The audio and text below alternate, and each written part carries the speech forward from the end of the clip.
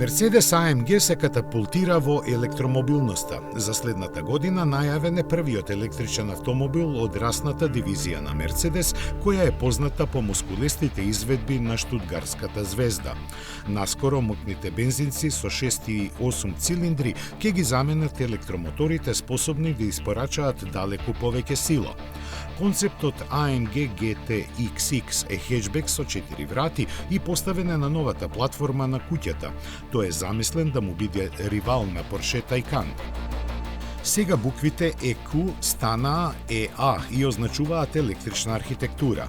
И таа е моќна. Трите електрични мотори на GT-XX генерираат над 1000 киловати на сите тркала, а 5,20 метри долгата каросерија има рекорден коефициент на отпорот на воздухот од 0,198 и достигнува максимална брзина на 360 км на час.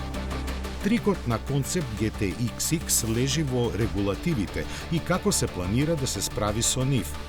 Батериските електрични возила се тивки возила и една од обврските за производителите е тие да емитираат звуци за да биде околината, особено пешаците, свесни за нивната присутност. Инженерите на AMG најдоа иновативно решение вградувајќи звучници во фаровите и задните светлосни групи кои ќе емитираат звуци. И тоа не обични, туку синтетички звуци од V8 мотор. Лажниот звучен сигнал од моторот на согорување ќе ги предупредува пешаците за присуството на тивките батериски електрични возила.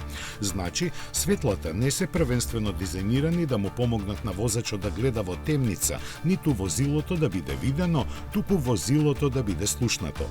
Оние што ќе се возат во автомобилот исто така ќе слушаат звуци, иако тие ќе бидат испорачани преку звучниците во кабината. И на крај, но не последно, повторно прочитано меѓу редови е податокот за батеријата. Таа би требало да има капацитет од 114 киловат-часови и теоретски би можела да се полни на полночи посилни од 850 киловати, што би додало 400 километри автономија за само 5 минути. Прекрасно, но да бидеме реални. Полночи со таква брзина во Европа или Америка нема. Само во Кина се објавени полночи со моќност од 1 мегават, па повеќе од јасно е дека првото електрично возило на AMG се крсти во Кина. Можеби ќе успее доколку ја прилагоди цената на тамошните возила кои располагаат со слична сила и перформанси, но со далеку помала цена.